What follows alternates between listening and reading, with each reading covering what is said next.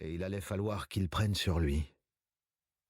Le coup de grâce avait été lorsqu'il ajouta qu'il viendrait tourner une émission de télévision sur la vie dans l'espace qui aurait pour titre « Lost in Space ». Non mais comment avait-il pu donner un nom de cul pareil à leur émission ? S'énerva Scott, tentant de se reprendre aussitôt.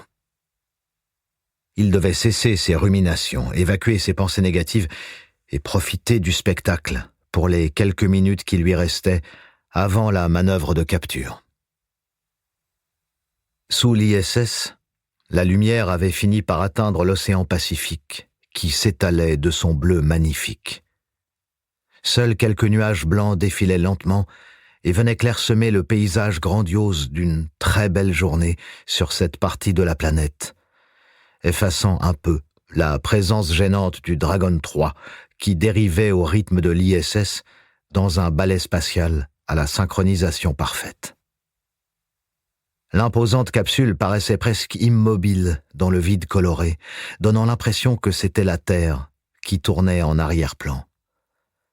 Malgré sa réticence à accueillir ces touristes, le commandant ne pouvait s'empêcher d'admettre la beauté de l'instant. Le commandant Scott est demandé à la passerelle de son vaisseau amiral, le commandant Scott, annonça une voix féminine douce et suave, semblable à celle d'une hôtesse d'aéroport. À travers le haut-parleur de l'intercom fixé au-dessus de sa tête, Scott reconnut aussitôt l'humour de Tracy, avec en arrière-plan les rires de l'équipage. Il relâcha un peu sa mâchoire et esquissa un sourire devant cette tentative de détendre l'atmosphère que son sale caractère avait imposée depuis plusieurs jours dans toute la station. « C'est elle qui a raison », pensa Scott. « Mieux vaut en plaisanter. » Le commandant appuya sur le commutateur pour répondre. Il avait décidé de jouer le jeu. « À tout l'équipage, ici votre commandant. L'abordage du vaisseau ennemi en approche est imminent.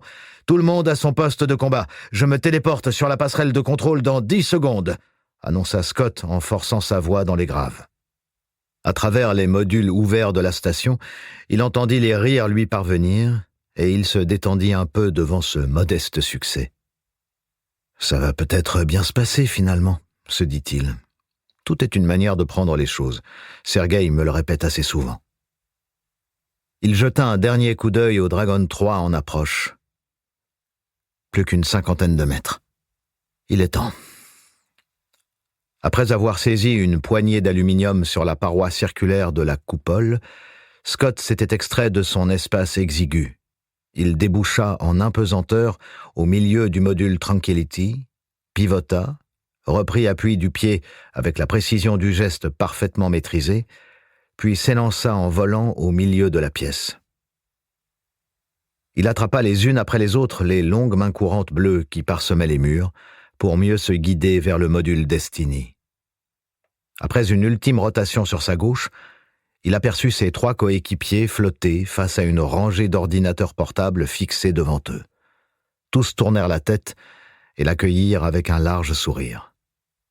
En avançant dans leur direction, il réalisa que cette mission 77 qui se terminait avait été un bon cru, même si c'était la dernière pour son vieil ami Sergueï sur le point de prendre sa retraite, comme lui allait le faire dans un peu moins de 2 ans. Ils avaient passé tellement de temps dans l'espace tous les deux qu'il était incapable aujourd'hui de compter le nombre de missions qu'ils avaient partagées.